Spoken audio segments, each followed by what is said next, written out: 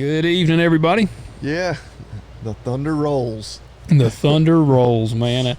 Hey, and actually, it's kind of funny you mention a country song. Bobby Lee is now a hated man in the country music industry. I could not bring that up on this episode. I think it was maybe a little bit overblown, but I was like, I was trying to be funny. Like, I was just kind of busting his balls. It must be a tender subject is what I'm kind of gathering. I imagine he gets a lot of grief for it. I commented on a social media post that involved Luke Bryan about him wearing skinny jeans, and I was just trying to be funny, you know. And I 100%, if he has any real friends in this world, they bust his balls over him wearing skinny jeans. Like, I would 100% expect that. Yes. And like, if he's as cool of a dude as he seems like he is, he takes it all in good fun. And then, you know, if he was sitting here with us, he did make fun of me for being bald or something. I don't know. You know, and I feel like he would be probably a pretty cool guy in person. His music is just not my style by any means. No. And that's like, I don't hate his music, but he is definitely the bro country stuff that I kind of cringe at, you know, for the most part. But I made a comment on that post, and you know, it wasn't a big deal. It did get some likes and whatnot. I guess that's what kind of had it at the top of the thing. Then his wife chimed in and told you to go eat a fart. I think that's what she said. Go eat a fart. Something to that extent. Yeah. I just sent the laughing emoji back to her. Like, I literally, like, I wasn't like, I'm not trying to be a hater. I was trying to be funny. Yeah. Even Buck Commander responded. Yeah, with laughing. Yeah. I mean, it was that, which in full context, they shared that video of him making fun of him too. Yeah. Like, is he damn? Is he damn? For people that know Buck Commander and know Luke, it kind of was a viral video. He's bow hunting, shoots an awesome buck. He's like extremely excited, but he gets in a real like kind of high pitched, like feminine voice. Like he can't control his excitement. He's not sure if he killed the deer or not. It's hilarious. I bet it's probably 10 years old. It's an old clip. Yeah. But they were wishing him happy birthday, and they're like, "Sorry, man, we couldn't resist." And they shared that video. So they were clearly poking fun at him. Yeah. And I commented, made fun of his skinny jeans, and so that's why his voice got so high. Yeah, and his wife did not take too kindly to that. But which I was like, hell, like that's the definition though of punching down. Like I'm a nobody on Instagram with like 1,000 followers, and which I had no idea who she was. I was like, who is this person? And I didn't know who his wife was, but I clicked. I was like, oh yeah, she's got, I don't know, 1 million followers, something like that. I was like, oh wow, like yeah, it's one thing every celebrity is supposed to know about social media. One, you just don't read the comments to begin with. Yeah. And two, you don't punch down. Like, yeah. So that could have been potentially good exposure for the podcast. Oh, that's why I was like, hell, I feel like, you know, kind of validated in my comment. It drew a response from his wife. But, if Luke is listening, we'd like to have you on the show. Heck yeah. Man, I'd love to have Luke on here. We'll find out what kind of, like... I love Buck Commander. I used to watch those videos all the time. Yeah, I did too. That was one of the few shows I really enjoyed. One of the few hunting shows, I actually watched back when I had a cable package that included the Outdoor Channel. I would have to, I'd want to ask him. Like, if we could get Luke on, I'd just be like, man, who writes the songs? Like, that's what I want to be like. Who wrote the song? I don't know many of them, but the one that I do know, that I feel like if you're a farmer, everybody like makes references to it like you're supposed to love this song. And sorry, Luke, I don't. But the corn makes whiskey makes my baby feel a little frisky. Like whatever that rain makes corn, that song, I think of the one that's like, and I don't think it's the same song, but it's the shake it for the catfish down deep in the creek. I don't even know if I know that one. I think it's him. Hell, and that's my problem with country, and I don't mean to turn this into a hater thing, because, again, I think he's probably genuinely a pretty good dude. Like, all the bro country songs are all the same. Like, it could be sung by him, or Florida Georgia Line, or Morgan Wallen or Waylon. Is it Waylon or Wallen? And see, I have a soft spot in my heart for him because he's such a big Tennessee fan, and he's got some songs, like he's always at Tennessee football games. Yeah, and I think he actually does have some pretty good music. Yeah, Morgan Wallen. I've never I haven't given him much of a chance. Well, I don't either because I refuse to listen to country radio because you got, all the pop country in there too. The newest country song that I have listened to was, and again, this is a guy historically, I've not been a huge fan of his music, but Jason Aldean's new song, I had to support him just because of the. Well, I've read the lyrics. I still haven't made myself listen to the entire song just because I'm like, it's. And I guess we can get on that subject. And for those who hadn't heard it, like what's the name? Try that in a small town. And it's totally in reference to all the rioting and whatnot that has gone on in all the big cities for the last 2 or 3 years. But my first thought was, I was like, yeah, I mean, that's, and it shows the disconnect between that rural urban divide. Yeah. Because like people that are fired up about this, like that was literally something you heard every day around here. Yeah. Like, yeah, you love to see what would happen if they did that around here. Yeah, you won't see them trying that shit in this town. Yeah. Yeah, I'd like to see them. Yeah, exactly. Yeah. And I guarantee that was a conversation that went on hundreds of times in every small town across America. And so for people to act like that's appalling, this is ridiculous that he would say. Like, no, and first of all, he didn't write the song. Yeah. Yeah, but then as I read the lyrics, I'm like, this isn't even that interesting. Of like, I could have written that song. Like, it's not like it's some lyrical genius, came up with these words. Yeah, it was literally like you could sit in any small town coffee shop or parts store or farm shop or whatever and write down these lyrics. Yeah, like, it was very generic, which is again kind of the problem with a lot of country these days. Yeah, it's like.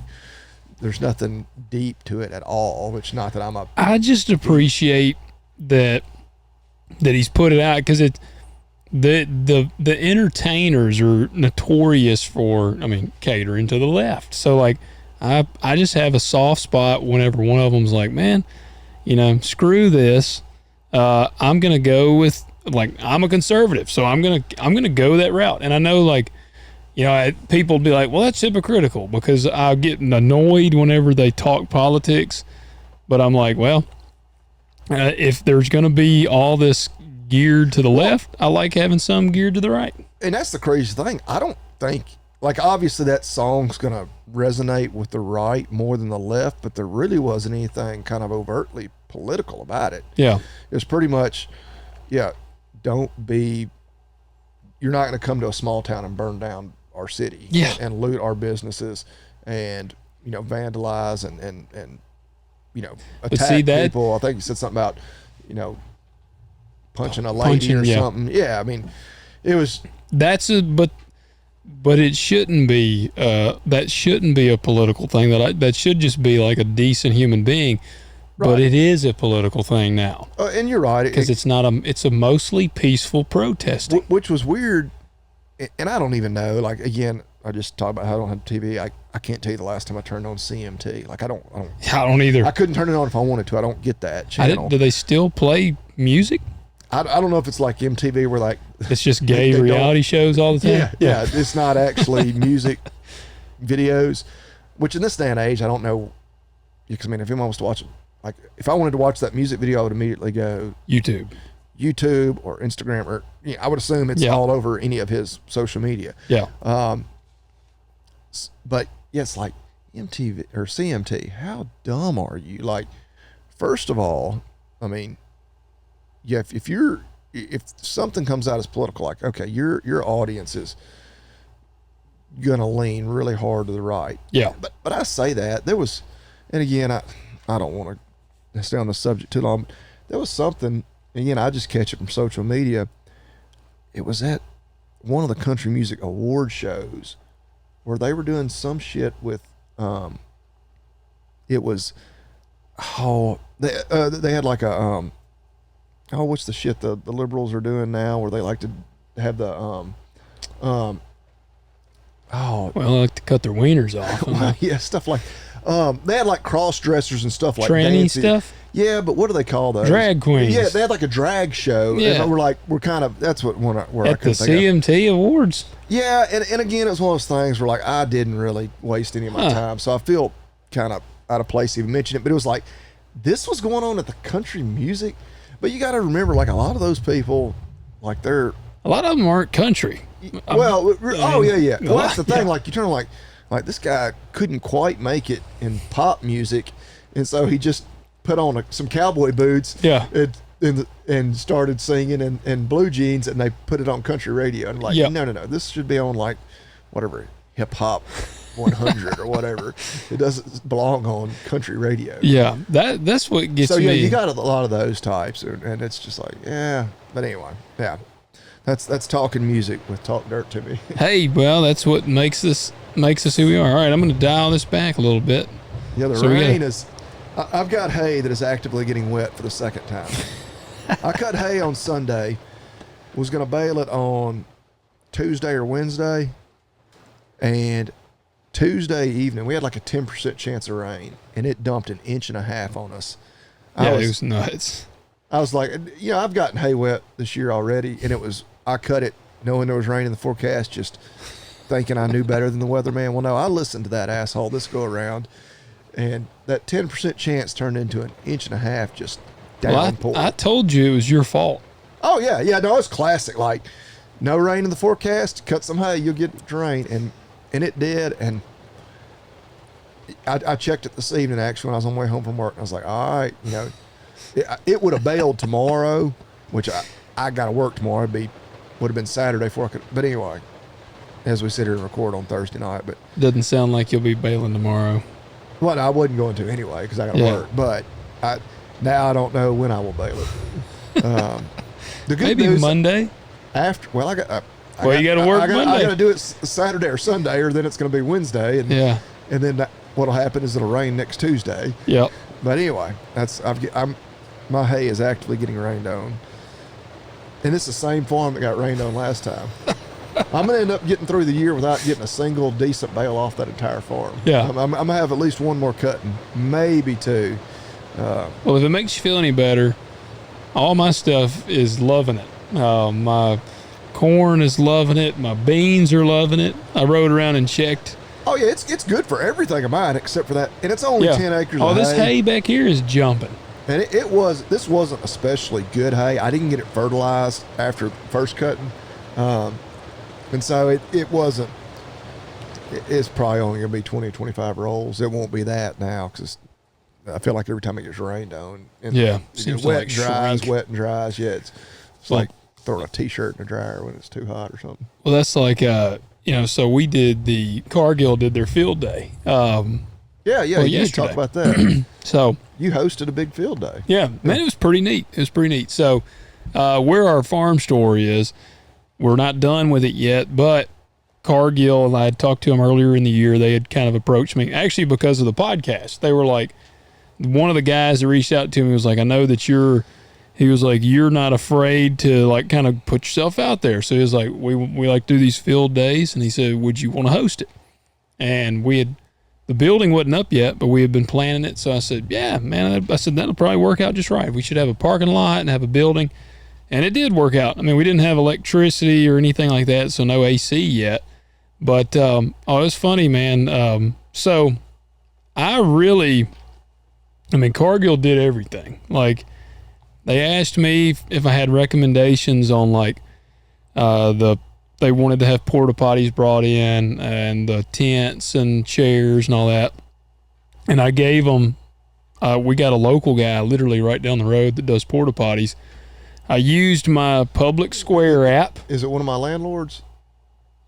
Is his last name start with an S? Yeah. White beard? Yeah. Okay. Yeah. Yeah. Yeah. I rent some ground from there. Okay. Well, then it is. Yeah. He's on the Public Square app. So the app that I've talked about before. Awesome. Yeah. So that's what I was like, all right, let me see. So I got on Public Square and I found him on there. Well, one of the hay fields I cut is kind of right there around their headquarters, and my son is always fascinated. All the porta potties. And he's like, "Why are they all?" And I was like, "It's their business." And so now, anytime we go back there, like my wife gave me a ride to the field one day. That's what my 5-year-old's telling her. He's like, "Mom, they have the porta potties because it's their business." Like, hey, he remembers that I told him 2 months ago. Yeah. Well, they did the porta pot. Like, I got their information and I just sent it to Cargill. Yeah. And so they got them. I had a guy that was recommended for the catering. They were like wanting to do on the catering, and he would never like message them back, which I was like, dude, this is dumb. Because whenever a dude called me that I have connections with, this part of the Rendezvous in Memphis, Yeah. and he was like, and I had put a thing on Facebook looking for caterers, and so he messaged me, or he called me, and he said, hey man, he said, my family's with the Rendezvous, we'd love to cater the thing. He said, what kind of budget do you have? And I said, Cargill is a global, like, multi-billion-dollar company. yeah. I was like, basically it's endless. We want kegs. Yeah. We want sausage and cheese plates. We want the brisket. Oh yeah, I told him. I was like, dude, all. I said it is limitless. I said, I don't care.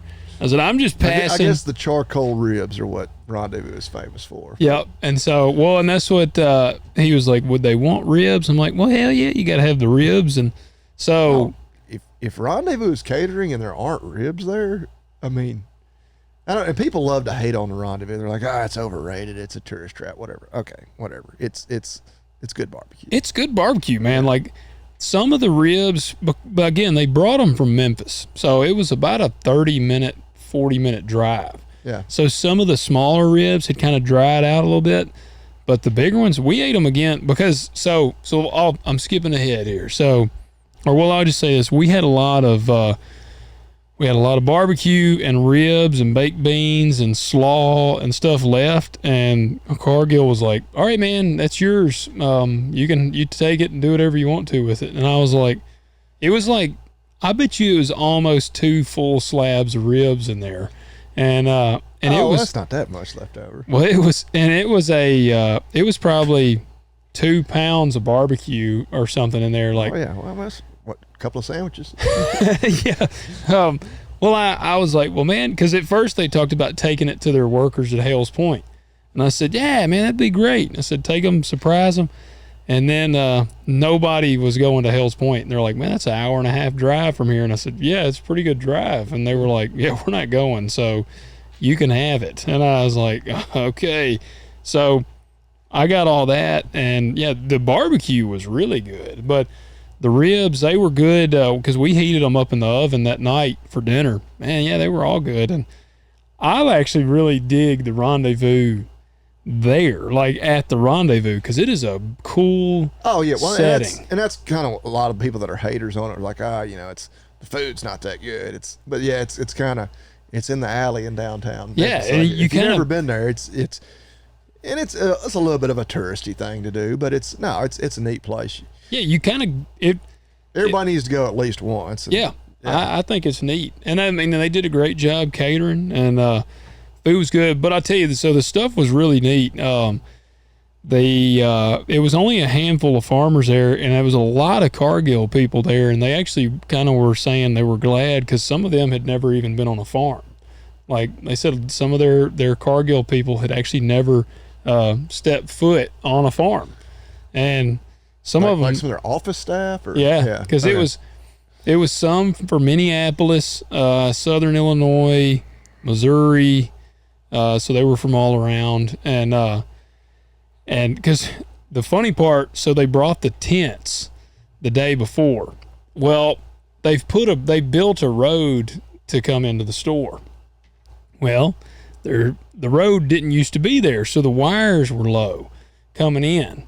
And Southwest, I done talked to them. The dude was panicked at Southwest when I started having concrete poured in there, because he was like, man, he said, I just knew y'all were going to pull down one of these wires and mess us up. And it's somehow the trucks cleared it. Well, I'm tilling between the pumpkin rows, and I see this tent rental truck go by the road. And it's a really tall, like, van truck. And I saw him go by, and I'm like, well, they definitely just passed where they're supposed to be going. Yeah. But I don't have their number. Cargill had handled all this. Well, then my phone rings, and it's that crew. And they're like, hey, this is so-and-so. We don't know where your place is. And I said, well, you just passed it. I watched you. And so I explained how to get there, and I said, when you get here, pull in and stop. I've got a long board. I got a 2x6 that's like, 20 foot long. I said, I'm going to push the wire up. I said, there's a real low wire. I said, you would hang it. And I said, I'll push the wire up. He's like, gotcha.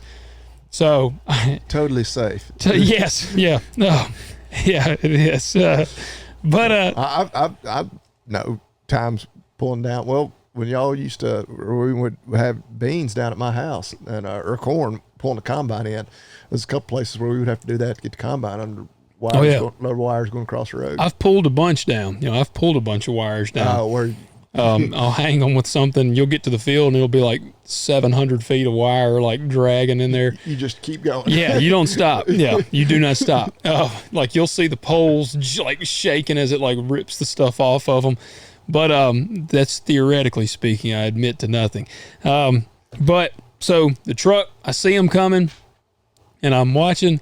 A dude just whips her right in there, and I see the wires go, like you see him like bouncing. He just totally ignored the conversation you'd had a minute earlier. Basically, and so the wire, I see it. He has to stop because it hangs on the back of the truck, and so I'm like, crap. And so I called him real quick, and I said, hey. I said, man, the wires, I said, it's hung on your truck. I said, now you got to wait. Because I said, I got to get aboard to push the wire. Did you not hear the words I just spoke to you? Oh, gosh. So we got that. They had to come out.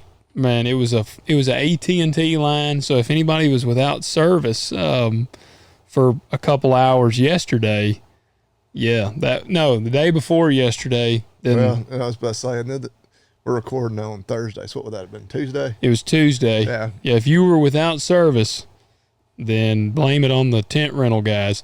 But the best part was they get there, and they had to have tents because they said the Minneapolis people could not handle the heat. They said they had to have a shady area to get into. Yeah, well, I mean, I guess that makes kind of sense. It tripped me out. Well, it was dry on the place. Like I had the gravel parking area, and there was a dirt area where they panned the dirt around the store. So I said, well, just set the tents up right there. Because, again, we had looked at the weather, like basically no chance of rain. Yeah. And so I said, just set them up right there because we needed the gravel to park. So they set them up in the dirt. And later that night, we're selling sweet corn out of the store. Comes a freaking toad strangler, like 1 7/10 over there. Yeah. And, the tent, I mean, it was just an absolute swamp underneath the tents. So nobody could get under the tent. I was glad the guy that brought the shitters, he was like, where do you want them? And I said, put them on the gravel. I said, let's leave those on the gravel. I was glad the shitters were in the dry. But they brought this rainfall simulator, NRCS did, and it was pretty badass. Yeah. It showed they had samples of soil. They had a tilled soil, no-till, then a no-till with cover crop, and like another no-till with something. And they had this, they took a hose, like a water hose on like a raining, like a, I don't know what they call it, rain setting where it's like, yeah, just, people know what I'm talking about. But, and he went back and forth on them. And they had 2 jugs, like big, I don't even know, it was a big jug underneath each one of them to catch the water. And the jug in the front would equate to runoff. And the jug underneath is what actually infiltrates the soil and comes through the soil. Dude, the one of the tilled, it had like none infiltrate the soil. Yeah, like just all running off. Oh, dude, like I guarantee you 95% of it just ran off. And the others, like, it actually filled up the center, the jugs underneath and barely got, it was pretty damn fascinating. Like, yeah. So I really enjoyed it, but that's what, all of that was for their Cargill Regen, which is something I have seen, like, they're sequestering carbon. Like they're basically buying the carbon in the soil, but they don't harvest the carbon because the goal is to get people to like keep the carbon in the soil. Yeah. I've heard a little bit, like of our buddy that works with Cargill talk about it, and it's kind of I don't know. I think we do need to encourage more farmers to do that, but there were a few little issues with the way they were doing it. It was kind of like, it's all seems like a big tax write-off or some way to spend that. Well, and it's just, and I think what a lot of it is going to come down to, so then they're going to have all these carbon credits that other big corporations buy from them. Yeah. I think the way it works, like, say, like Delta Airlines, obviously, they're polluting the environment, terribly, and so to offset that, they'll buy the carbon credit. So basically, you're like, look, we're really doing our part. Cargill's kind of the middleman, I guess, in that scenario. And I probably shouldn't even really be speaking on this. I don't know exactly what I'm talking about. But where Delta is basically paying the farmers to capture the carbon that they're polluting into the environment. And so then Delta gets to claim, oh, look at us, we're so woke and we don't pollute. Yeah, because even though we do pollute, we pay to buy whatever. Yeah. Well, see where it's the issue, and I could definitely see that. The issue that I see, one is it has to be a new practice. Right. And that's the big issue I had with our buddy. When he and I were talking through it. So, Cargill doesn't get the carbon credits. Say you got a farmer that's been way ahead of the curve. Like, dude or gal. No-till for 20 years. They've been no-tilling, cover crop, and they are Mr. or Mrs. Sustainable, RegenAg, whatever. They've been doing it for decades. Yeah. The right way. Air quotes right way, because who knows? Is this really the right way? But anyway, yeah. Appears to be the right way. Well, Cargill doesn't get any credit for them because, well, they've already been doing it. You're not adding to the carbon sequestration by getting them to do it. Yeah. And so that farmer can't even benefit from it. Yeah. Because they don't get it. But if you're, some asshole who's been plowing the hell out of your ground, then they finally get you to act right and plant cover crops and go no-till and whatnot. Well, then they're going to pay you essentially for that carbon that all of a sudden, because again, it's a net gain that they're getting from that farmer. Yeah. Whereas other farmers been doing it right for forever. So it's like, y'all are shitting on the guy that's been doing it the right way all along. Like, I mean, I understand somewhat the reasoning there because it's not a net gain. They claim they're trying to make some changes because they mentioned that in there, like, because they were like, well, they said, there have been some issues. Well, they were like, this is a new thing. They said, obviously, it's not been beneficial to a guy that's been doing these practices that we want people to be doing. And he said it almost encourages that guy to like go in and plow his ground up for 1 year, and then the next year be like, all right, back to. It's almost like like in sports, you win like the most improved player. Yeah. Well, it's like, well, shit, I need to suck really bad and then get good. If my goal is to win most improved. Yeah. I mean, because you can, you're not gonna. I want to point out, like, it's not. You're not making huge money, but it is. If you work couple thousand acres and you can somehow get all of it enrolled in that, you're probably, if you had that many enrolled, you'd probably get $20,000. Yeah. And I mean, to me, it all goes back to like, if that's good for the soil and it's proven it's good for the soil, everybody's going to eventually want to do that anyway. Yeah. And I don't know. Yeah.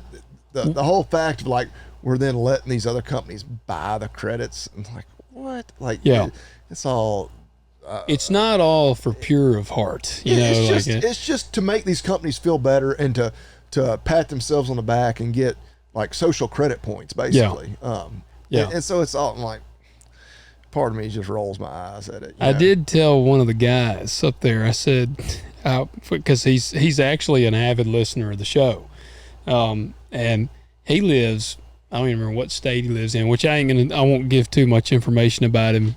Case Cargill has a watching eye on this guy, but I was talking about, he was asking me about our podcast, and I said, it's growing. I said, man, it's really growing. And I told him, I said, we might have a sponsor or something coming on. And I said, what about Cargill? And he goes, I'll be honest with you. He said, I love the podcast. Cargill would never sponsor that podcast. Cargill. He said, it is way too politically correct for y'all's podcast. Yeah, and again, I can say this because I have buddies that work for them and have really enjoyed work for the company, but for a company that's in the ag space,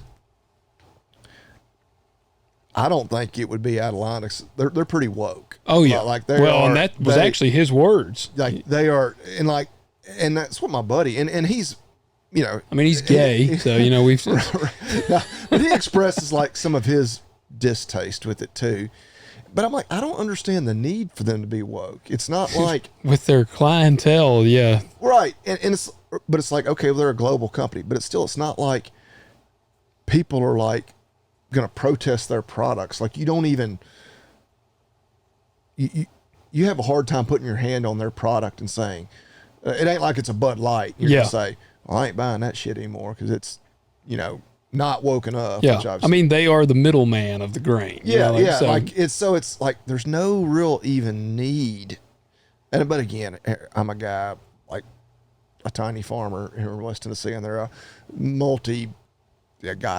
billion might not even be the right word. It might be trillions or Brazilians. They're the largest privately owned corporation in the United States. Yeah. So, but anyway, well, and that's where I've kind of, again, with our buddy who was talking about this. So like really, and I'll toot kind of cattlemen's horns a little bit. Our ground is really, I mean, we constantly have grass growing. I mean, it's when I've carbon converted capture and when I've converted pasture ground to row crop ground, man, it does awesome. Well, and that's the funny thing where people like want to demonize cattle. Like, no, pasture ground, like we have grass of some form growing out there year round, nonstop.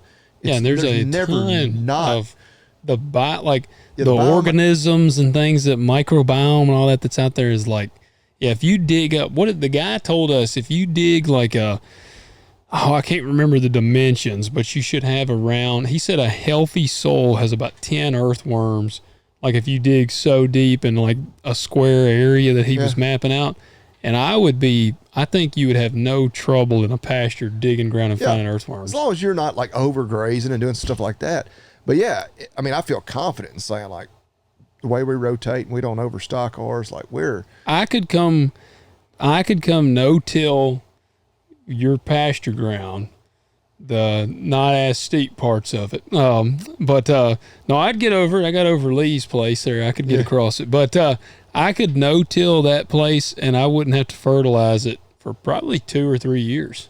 That's the thing. But if I wanted to sign up like for their credit, I wouldn't get any credit for it because you've already been doing it. The ground has been in pasture. Yep. I mean, pretty much all my ground has been in pasture. I want to explain that just for people listening if they don't understand. Like, so basically Cargill, if you have a practice, if you're no-till farming, but you didn't participate in cover crops and you swap and suddenly put cover crops on that no-till ground, then you now qualify. You can sign up that acreage. Like you sign up farm by farm on there. But you have to be taking a farm that you haven't been doing these quote unquote good practices on and put them into. Yes. Like if you've already been doing it, too bad, you missed the boat.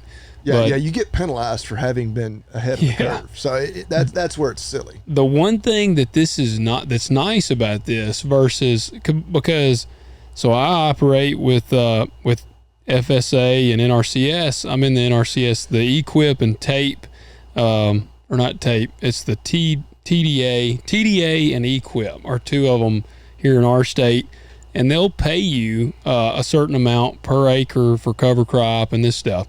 And this year is actually going to be the highest that we've ever gotten. And that money is supposed to be just to help cover the cost of you putting in that crop. Yes. Right? Yeah. And I know some years you may be able to work it where you're actually making money doing it. But for the most part, that's designed just to say, hey, we recognize it costs you money to do this. Yeah. We want to encourage you to do that.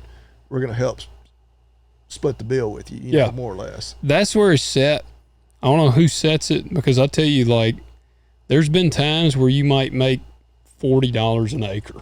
Yeah. And that's pretty good. You know, if you say you got 400 acres in cover crop, or, you know, I mean, that's $40 an acre adds up. And so that's pretty nice little extra chunk. And yeah, I mean, you got to buy the cover crop and all that, but you might, like I said, if you profit that's pretty good. I mean, this year, I don't remember what the amount was, but it's a bunch. It's a pretty good bit per acre.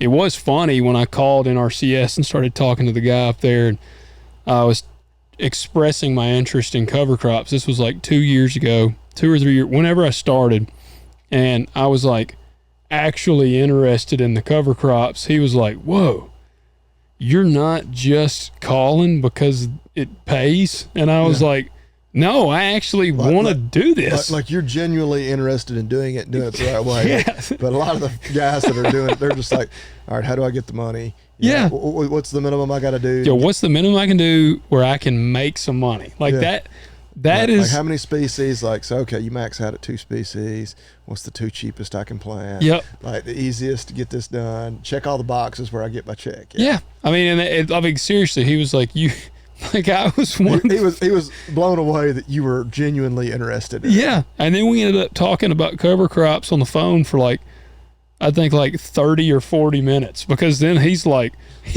excited because he's like, this guy actually gives a shit. Like, it's not just about the money. And, but yeah, those programs, see where this Cargill region thing is nice is it's a 1-year deal. Now, and it's going up. They're increasing the amount by like 17% per acre this year. But it's a 1-year deal versus the EQIP program is a 3-year deal.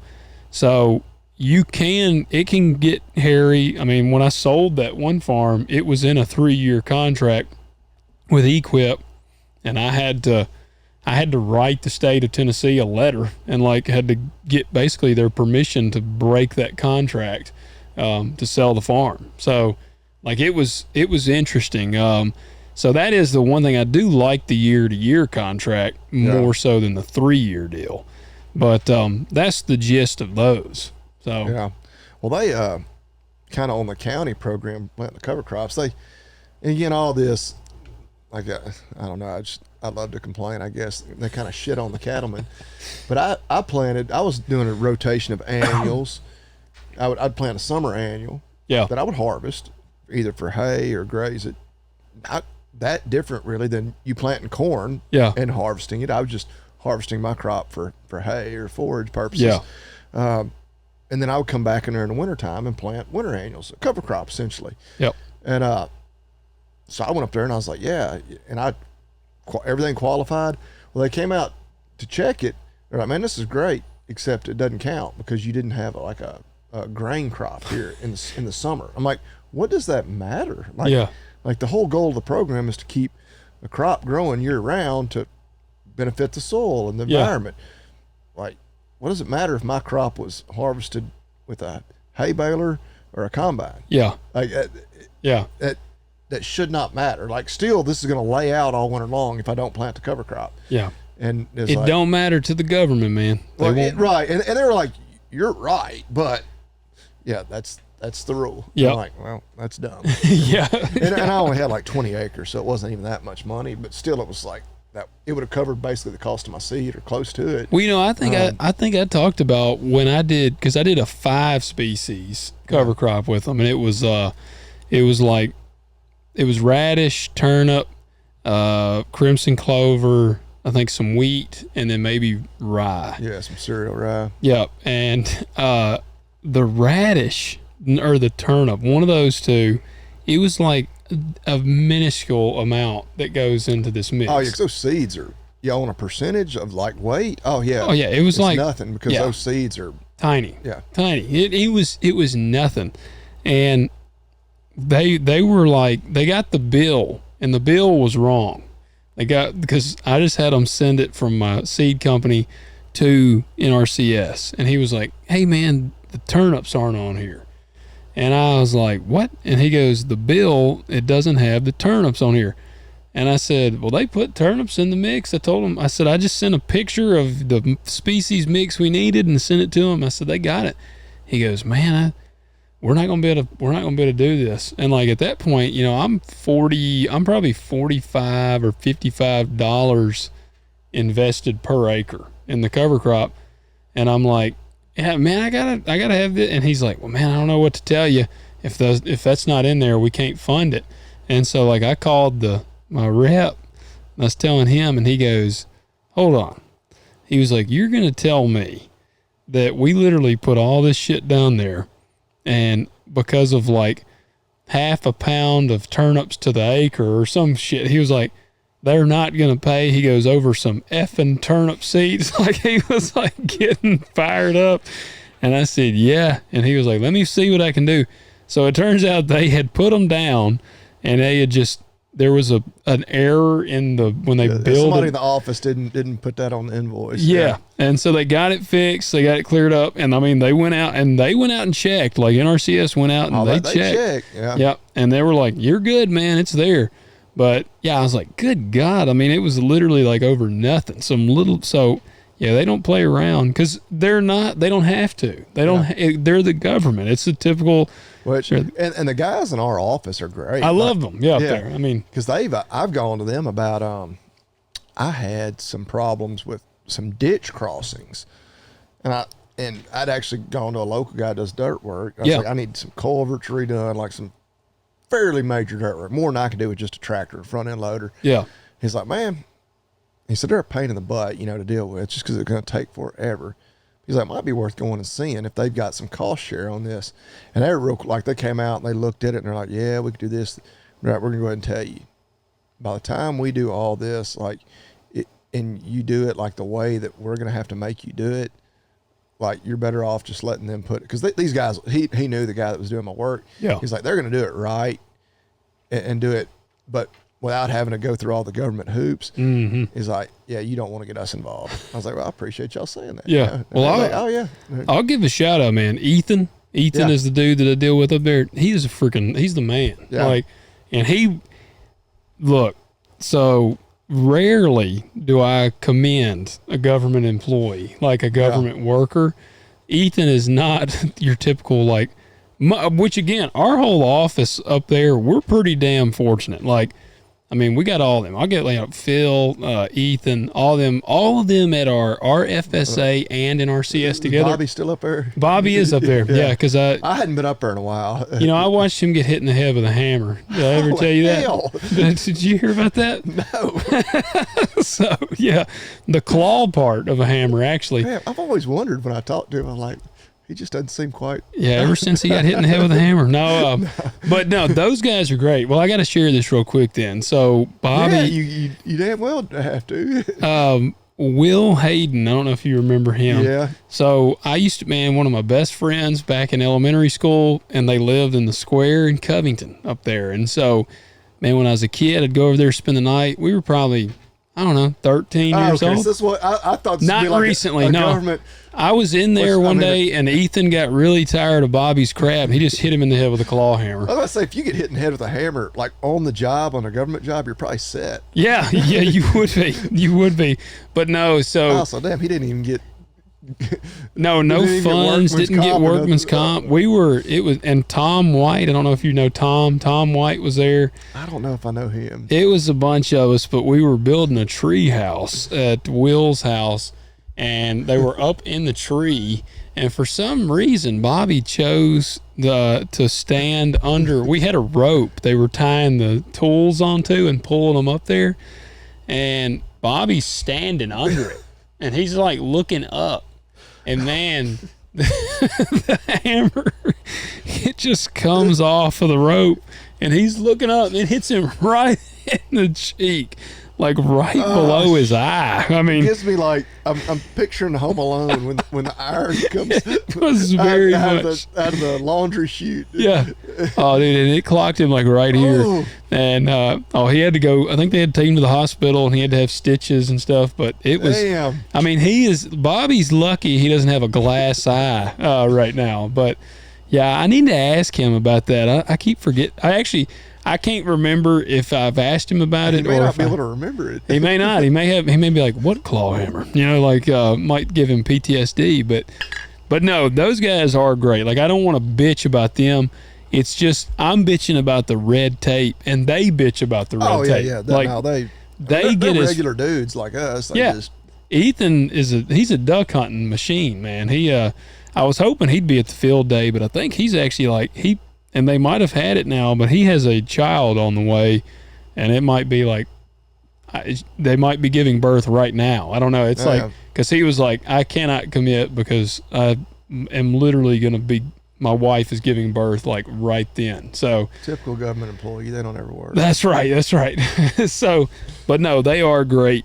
But you got a question. Yes, we had a question. We referenced it last week, kind of briefly. I believe it was Blake that wrote in.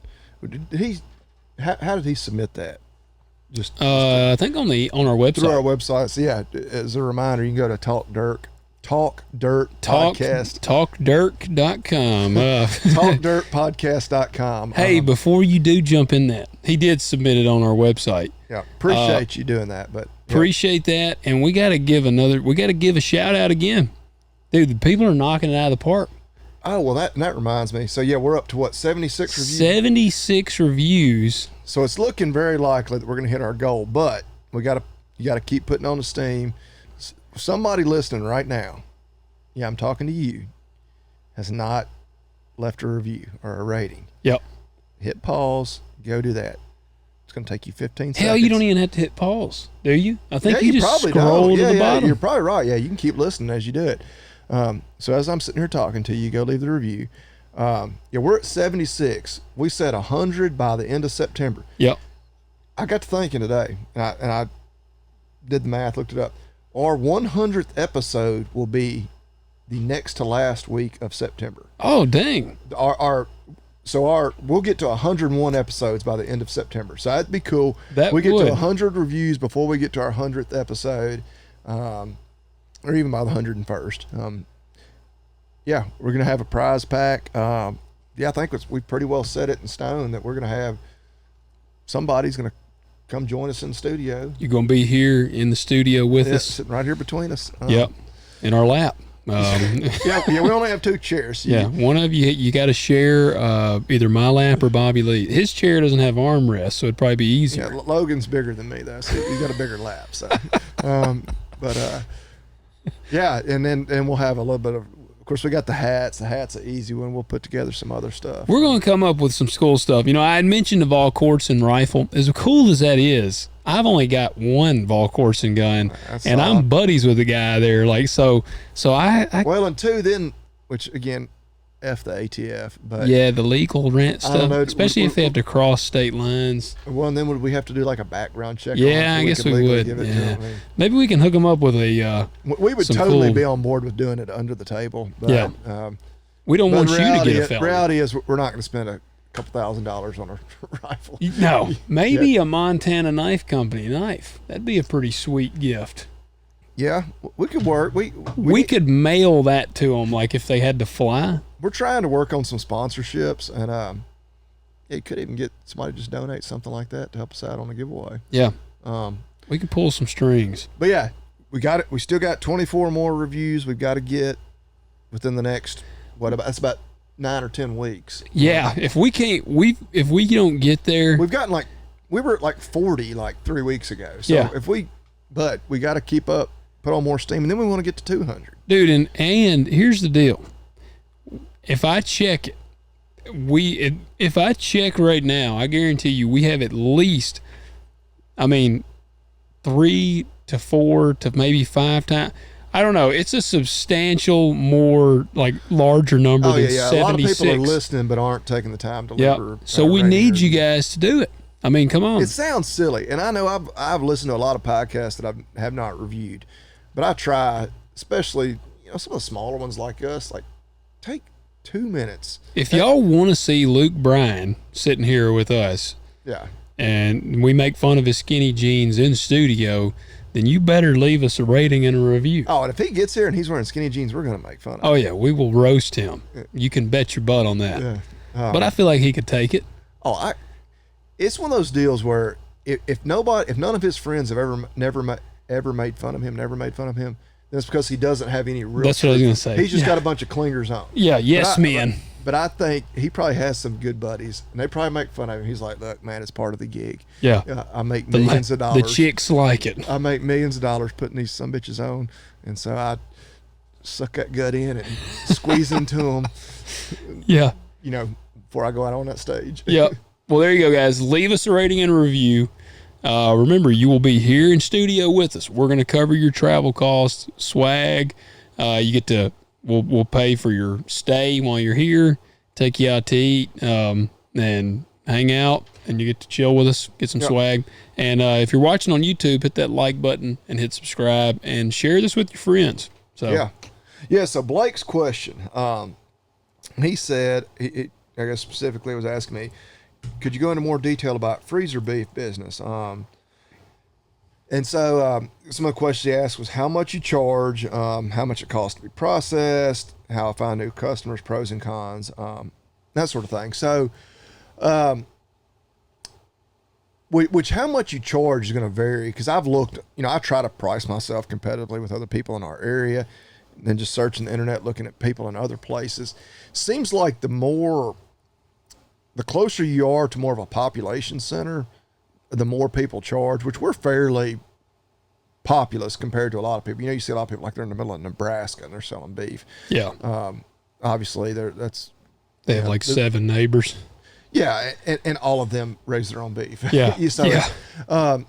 But I priced mine, I believe this last year, and like this next year, it's probably going to go up just because everything's going up like crazy. I believe we sell it based on carcass weight, and I only sell, I'll do a minimum of a half carcass, what somebody has to get from me. Because of the way I'm using a custom processor, it's not a USDA inspected. And so I'm technically not selling the meat, I'm selling the animal. So nobody could do a quarter. If somebody wants to go as small as a quarter, I tell them, like, look, you're going to have to do a half, find somebody to split the half with you. Yeah. Because, I can't, and the processor can't. Because, the carcass literally is split in half. Yeah. So if you only want a half, like literally just everything there is yours, you tell them how you want to cut. But I charge them $3.50 a pound based on the carcass weight. Do they split it in half? They split it in the asshole? Like, does one of you get the ass and one of you gets the front? No, they split it straight down midline, straight down the middle of the back. Yeah. Gotcha. I'm sure you've seen. You may not. I have. I was just being a dumbass. Yeah. Okay. Because obviously the weight would drastically chip. And then if you're splitting it with, say, you and your neighbor, or you and your brother, or somebody want to split the half, what you do, get it home, and I would say, lay it all out and say, all right, let's split the hamburger 50-50, the steaks. You get a bunch of hamburger. Yeah. So that's how we do it. If the processing is usually, and again, this is going to hold on, what do you charge? I think I $3.50 a pound. $3.50 a pound per carcass weight. Gotcha. So, but then that person, it's their responsibility. Like, as soon as I drop the steer off at the processor, I'm done with it.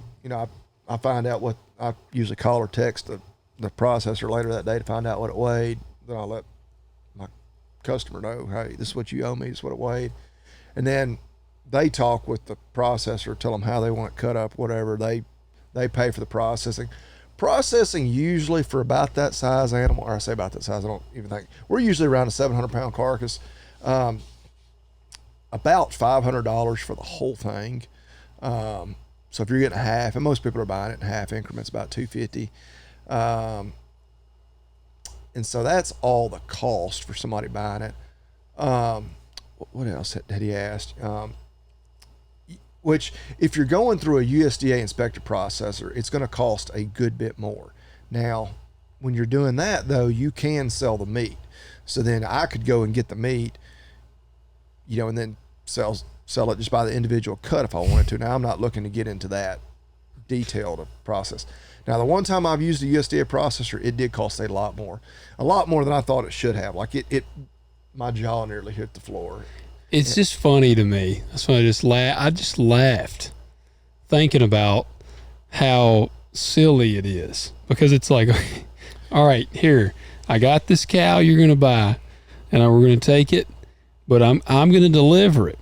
And then I'm done. You buy it and you pick up the meat, and then that's yours. I'm technically selling the animal to them, not the meat. I know, but it's just comical. Like it's how silly the government's tape is, because it's like, okay,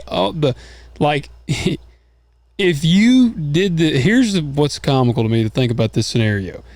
So if you pulled up, you unload the cow, it gets slaughtered, and then they come pick it up in the parking lot and leave with it, it's all good.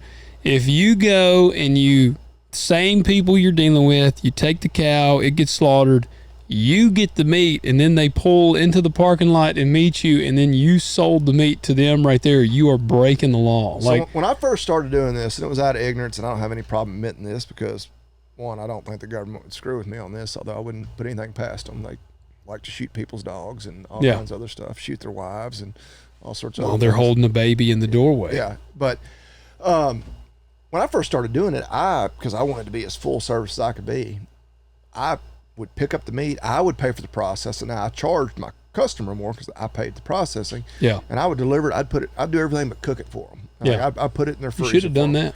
I could have. We could have done a whole farm to table deal. Yeah. And it wasn't until like a year or two into it I realized like, oh crap, like I'm technically not supposed to be doing that. Yeah. And then it's kind of been nice in a way because now, you know, I tell people, especially as I take on new customers, I don't even offer that. I got some of my originals that still kind of want that level of service, and I have to be like, well, if we're going to do this, we can't really. Got to meet in the back alley. Yeah, but it is kind of weird. It's like, yeah, why can't I do that? But it's an old law, and it should be changed, and it's been like put up for proposal. I believe they call it the Prime Act, where as long as you're not selling it across state lines, federally it'll be legal and it'll be up to your individual state. Yeah. That's one of my things that pisses me off with our state cattlemen's association, because I've written into them like, hey, how about y'all support this? Like, well, we're not real sure about that. You know, yeah, basically what they're saying is the NCBA does not want us to do that because the meat packers don't want them to do that. And so we're not going to do that. Yeah. Like they won't support it. Like we decided to sit this one out. I'm like, and at the time I was a paid member of our state cattlemen's association. Like, listen here, I am a member telling you this is what I would like for my state organization to do. Yeah. Now, I understand I'm not the only member, but I know for a fact there were other members, because we called in the same way, and now they were just ignoring they pretty much were like, no, we're not going to do that. Yeah. And it all comes down to our state cattlemen's association. We're NCBA bootlickers. Yeah. But anyway, different subject. Yeah, and so he has, finding new customers. Finding new customers is something, I guess when I first got started, I was only doing a few a year. It was really word of mouth. Like within, just a few days of me saying I was doing it, I had people, that wanted to buy it. I actually would like to chime in on that spot. Yeah, I think I have shared it on Facebook a couple of times, but like the last few years, I mean, pretty much every now and then I'll have a customer that's like, man, we don't need it anymore. We still got beef left over from last year. But for the most part, I have these exact same customers every year. I would say I pick up maybe 1 to 3 new customers every year. And it's pretty much like, usually what I do is I say something to my wife, like, hey, do you know anybody that might want it? And she'll like text them. And she's like, yeah, they want it. Like, yeah. Like I don't even have to put it out there. Well, that's why I like it. I would rather do business with people I know. Yeah.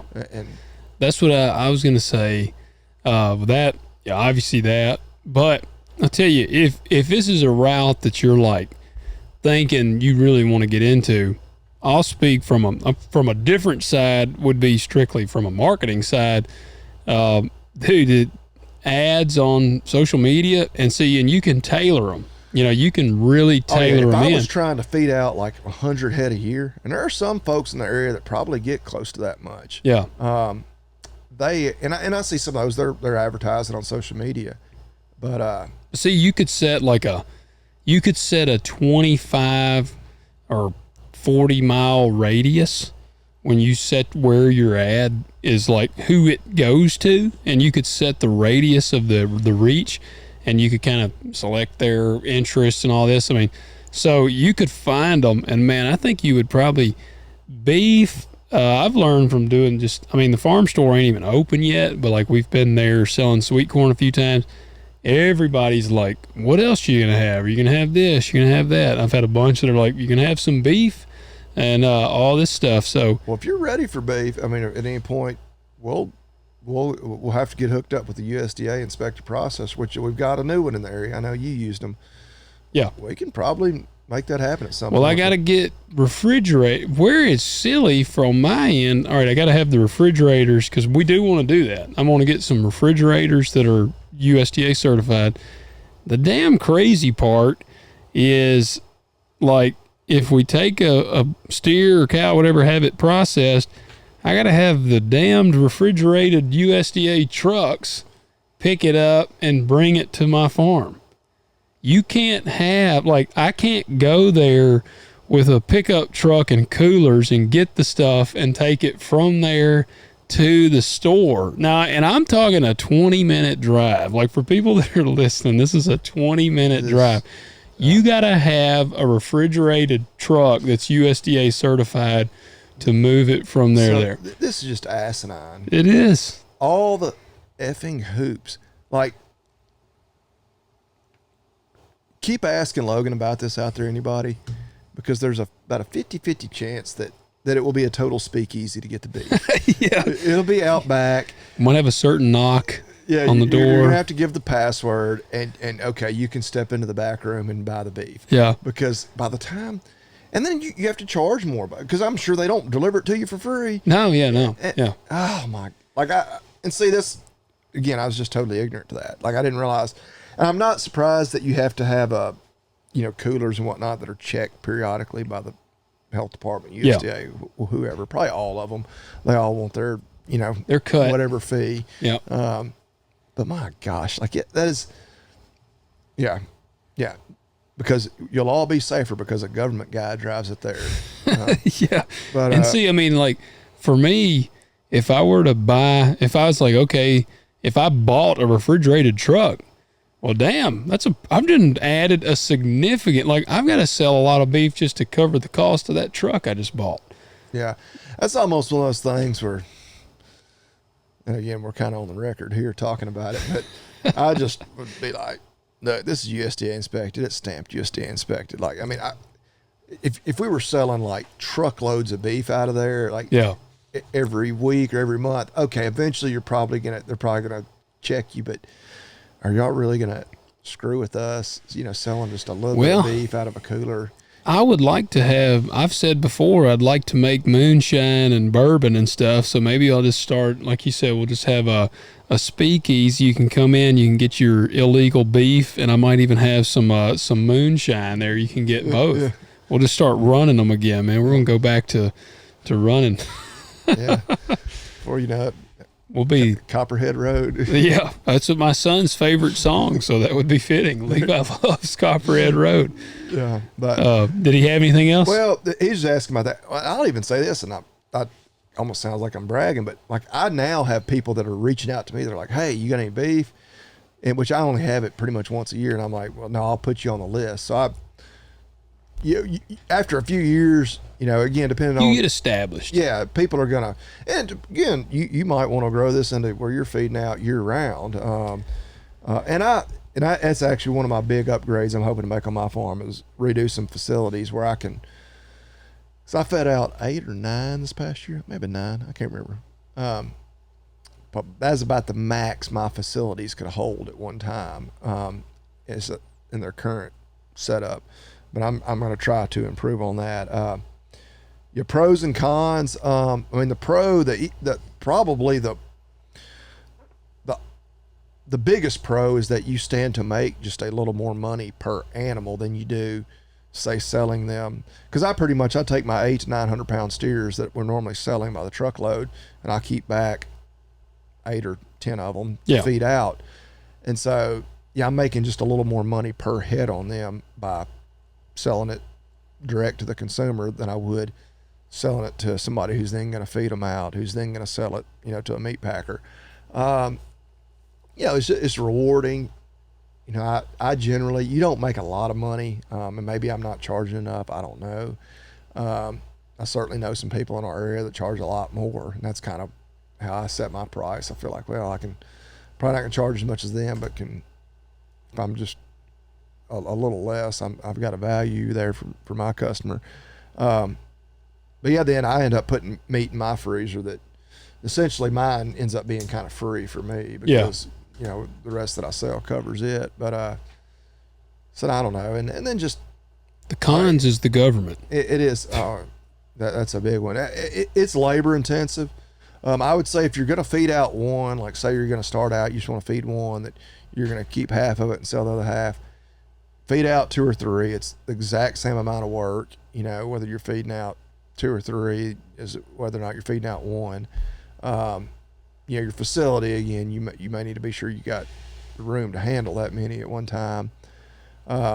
It's labor intensive because the way we do it, we feed them twice a day, every day, and we feed them for about 120 days. And so, it's by the time we get them all killed in the spring, I'm like, I'm glad to be done with that. It's just one less thing I have to do every day when I get home from work. Yeah. Go down there and feed them. because most of my animals, cows anyway, unless we're like calving, I check them once a day and they're good to go. But yeah, that may be the only con. Yeah, like you say, dealing with the government. You know, if you are going to, you know, be, you know, actually delivering the meat, say you're getting it through USDA inspection, which hell, you might even not be supposed to deliver it now that we have that. Gotta have a refrigerated truck. Like I was kind of glad actually when I realized that what I was doing was not legal or correct. I don't know. Illegal is the right word. I guess it is. It's like, man, like it was super labor intensive to go pick up all that meat and then deliver it to that many people. Like, yeah. Yeah. I'm glad I'm not doing that anymore. So I don't blame you. But yeah, good question. Prices and all that's going to vary quite a bit in terms of what is reasonable to charge. I mean, I don't know. I feel like 350 is pretty darn reasonable based off what just commodity market steers are bringing, you know, per carcass weight. Well, you know, but that'll vary by region. I had this kind of the same conversation about, we talk about kind of your local, seeing what they're doing. And I had this conversation on the produce side, and got some guy, like, there's one guy in particular that I can tell he's like trying to outdo us on this farm store, like with what he's doing.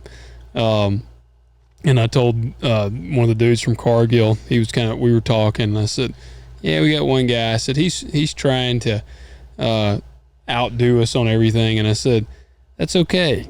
I said, man, it's 110 acres that I can grow on right here.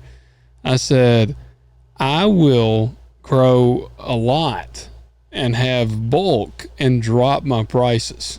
I said, so if he wants to play dirty, like and I don't know anything about who it is or whatever, but I would say there's plenty of market for both of you. There is, but this guy he's kind of chapping my ass a little bit. Okay. So I'm like, all right, well, if you want to like, it's kind of like one of them, okay, you want the bull, you're going to get the horn. So I'll just. Okay. So he's not willing to, okay, yeah, no, because that's enough for both of us. Yeah, because that's what I told this guy's been a dick. Like, and that's why, because that's what I'm like.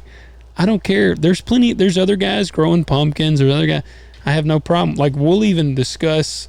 Well, hey, what are you doing? What are you trying out? Like, those guys. This dude, no, he's a one-upper and he wants to beat you. So I'm like, nah. Like, I'll just grow more than you, and because that's one of the things, you know, if you have a small patch of sweet corn, dude, you're turning into the BTO. I know. On that one, I am. But he has poked the competitive side of me, and it'd be like, I would say it's comparable to if you got a small sweet corn patch or you're getting one or two steers processed.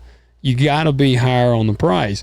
You know, if you have 12 or 15 that you're getting processed, or you have a 5-acre patch of sweet corn, you have enough quantity that you can reduce the price, right? Because you're going to sell enough quantity.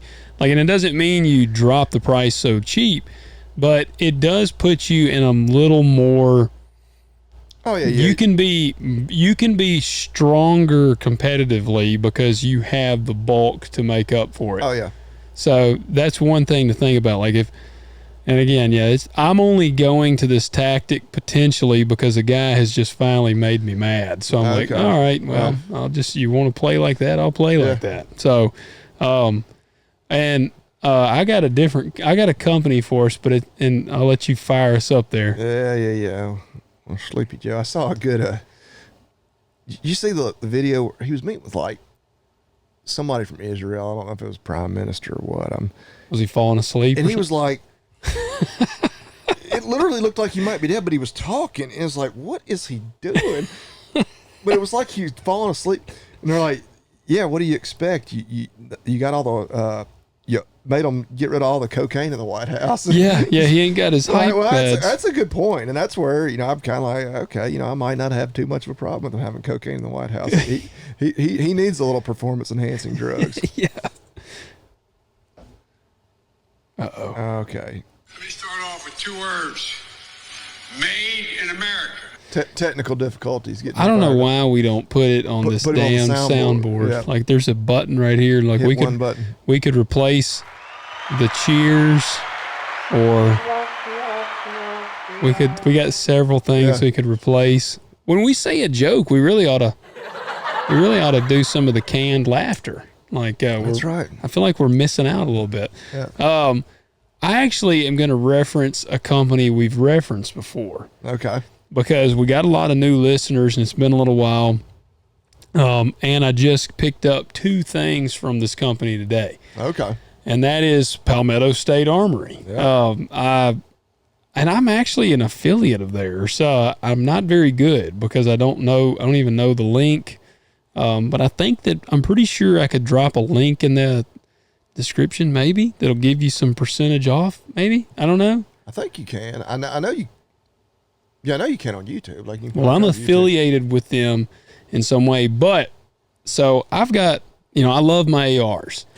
I did not have an AK-47, and the other day I was scrolling. It's been Freedom Week on their website, and so they've had their prices kind of drop. I'm pulling them up now. Well, PSA, they're an American company. I've talked to the owners, and they're cool dudes. Well, they had an AK-47, and every now and then you'll catch them. They run these blemish deals where it'll have some sort of blemish. Well, I got to reading the reviews, and the guys were like, I can't even find the blemish. And it was about a $900 AK on sale for $300. Oh, hell. So I was like, well, hell yeah, I'll try that. And so I got it, and I've been wanting to try out the Dagger. It looks like real similar to a Glock, and it's a striker fired pistol, and it's also cheap. So I bought the Dagger and the blemished AK-47, got them in today. The AK, I can't find the blemish. And it has to function properly. Like when they say blemish, like it doesn't mean you're going to buy cosmetic, this. Yeah, like you're not going to buy this thing and you go out and shoot it and it blows up and blow your hand off. Like it has to pass their quality control specs, but something was out of tolerance, probably. Yeah, like on a cosmetic aspect. And so I picked up that AK, and then I picked up the PSA Dagger. And yeah, like the Dagger is made in America. PSA, they're a very American made company. They make all kinds of stuff. Yeah. And I got to find the blemish tab on the website. Yeah. I just didn't have an AK anymore. And like at some point I like to add something I don't have into the mix. And so I did get mine in today. Yeah. I felt like a towel head holding it. There you go. But Palmetto State Armory, they're good guys. Like I said, I've talked to them personally. They're good folks, and they're big American-made proponents. So I definitely encourage you to check them out if you like firearms and actually ammo and all kinds. You can order all kinds of stuff from them. But check them out. And like I said, guys, we're up to 76 reviews. Let's get to 100 by our 100th episode. That'd be awesome. And then somebody will be joining us here in studio, and that's about all I got. Yeah. I'll go see if it ever quits raining. Yep. Bobby Lee might bale some hay by next episode. Maybe. Maybe. Maybe. Guys, y'all take care. Yep. Catch you next week.